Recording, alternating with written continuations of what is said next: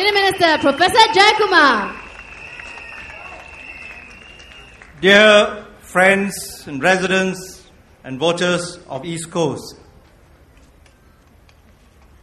for the past 30 years, you have supported me and my team in East Coast, and the first thing, my first duty this evening is to thank you from the bottom of my heart for the fantastic support and cooperation you have all given me and my team.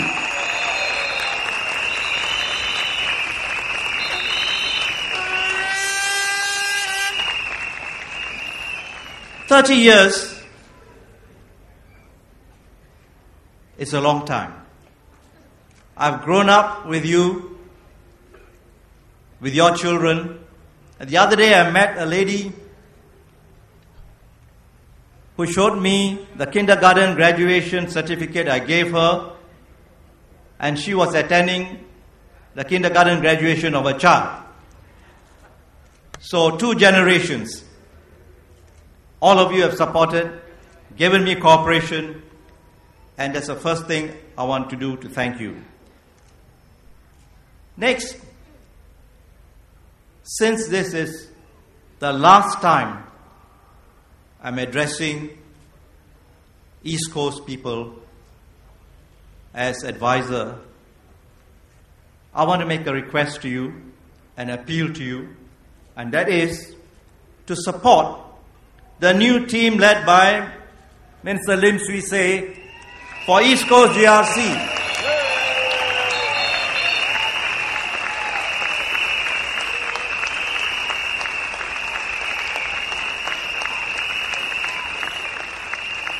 I want to tell you this, dear residents of East Coast.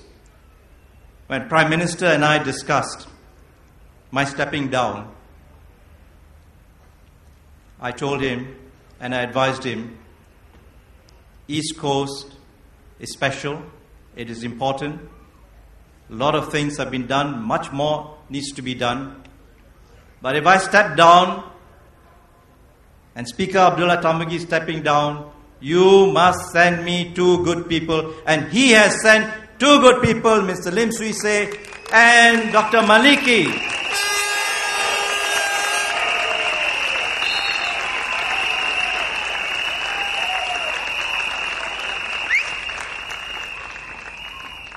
And that's why I can stand here and tell you in all honesty and all confidence that in this team you can trust to take Bedok further, East Coast further into the next 5-10 years. I can promise you they will look after East Coast and your interests and needs. Now, what is this general elections all about? It's about 2 things.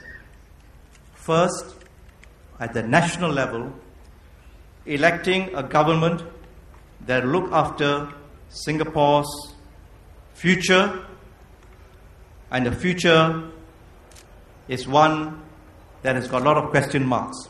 So we need a trusted, capable and competent government. The choice is with the voters. That's a national level. At the constituency level, at the GRC level, it's also important because you will elect a team, either the PAP team or the Workers' Party team, to look after East Coast GRC, your home, the surroundings of the home, the estate, the town centre, your needs and interests, both physical as well as non-physical aspects in terms of catering to your activities, whether for children, senior citizens, elderly, and so on. So, this election is on the national level as well as the constituency level. Both the decisions rest in your individual vote. So my appeal to you between now and polling day is to study carefully what the PAP team has said and what the opposition team has said. Both the PAP and the opposition have distributed or come to your homes as our PAP team has done, and given you the manifestos. The Workers' Party manifesto, the PAP manifesto.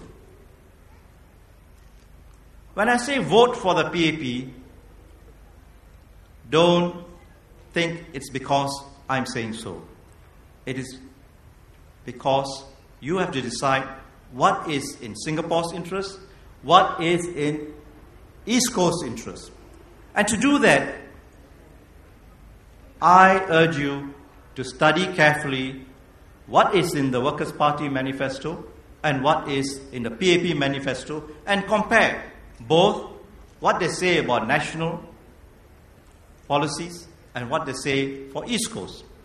Let's compare and look at these points when you look at the manifestos.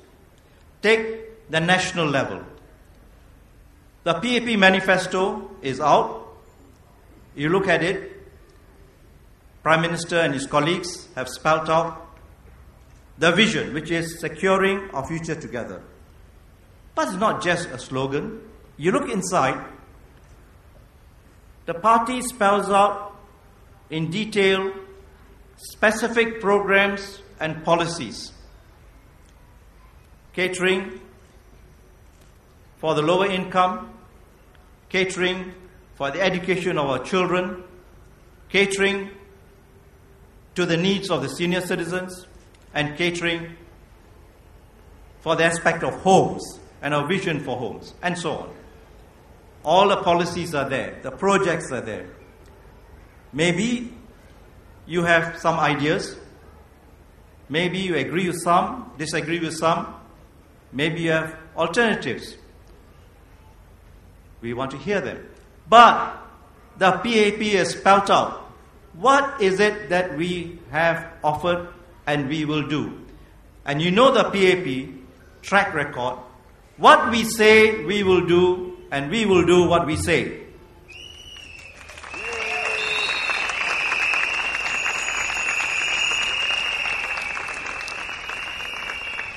That's a PAP manifesto. But you must also look through the Workers' Party manifesto. Go through page by page. What are the policies? What are the projects? What are the programs that they offer in the manifesto to the people of Singapore?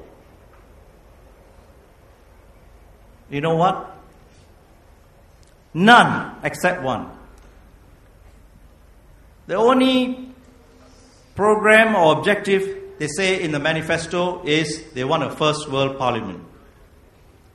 You listen to Speaker. He's an expert on parliaments. And he travels to all the parliaments on official business. You've listened to what Mr. Raymond Lim has said. A first world parliament. And that is the main plank of the manifesto. That's a main plank of the manifesto. Read it if you have not read it and ask yourself, is that all? Okay, even if that's all, first world parliament, what does it mean? In fact, we had to ask them, what does it mean? So after several days, then they explained, it means having a critical mass of opposition MPs. So, how does that bring about good governance? You heard examples just now. Parliaments which have many opposition members, there are a dime a dozen in the world, in Africa, Asia, elsewhere. But what has happened to those countries? How are the people's welfare protected? How is the economy advanced?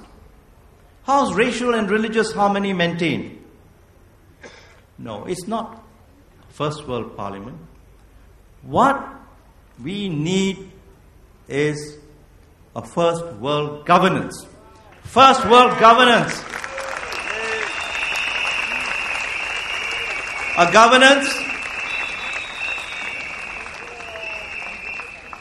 governance that ensures the economic well-being of the country and the economic well-being of every citizen, ensures good education for children, ensures law, order and stability, ensures that a multiracial harmony, religious harmony is never put asunder. There's meritocracy, no corruption. These is what are the factors that go to make up good governance, not first world parliament.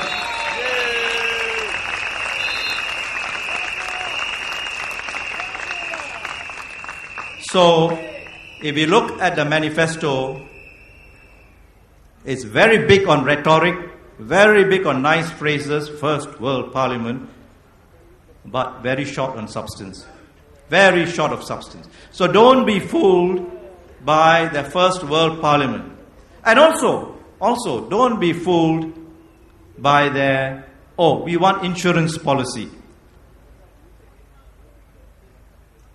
Because what do they mean by insurance policy? They can't form the government. It's like giving fire insurance policy to your house, but they have not even got a fire engines. They even have not trained a fireman. So, don't be fooled by fire insurance or insurance policy. Now, the second part of the manifesto is for East Coast GRC. Look at East Coast GRC. What do they want to do for East Coast?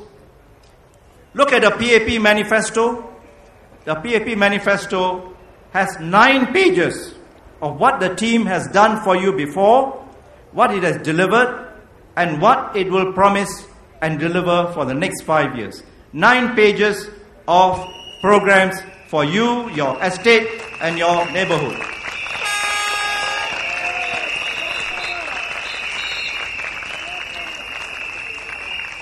Now, compare that with the Workers' Party manifesto. The Workers' Party manifesto is 20 pages. You know how many pages they devote to programs and policies for East Coast? None. They have a centerfold for East Coast, but it doesn't tell you what are they going to do. How is that? They have been walking around for the last 5 years. They must know what East Coast is about. They must have some ideas. Why didn't they tell us? So, the only thing they say is, we want to make East Coast GRC a constituency that all residents are proud to call their home, such that others will say, people who grew up in the East Coast will always want to stay there. You know what? We already have that in East Coast, thanks to your cooperation with the MP. So, my final word is, please cast your vote wisely. Vote PAP not because I say so. Vote because you compare what they are going to do for the country, what they are going to do for the East Coast, and you'll find the answers are staring at you in the face. Vote PAP. Majulah Singapura. Majulah PAP. Thank you, Professor Jayakumar.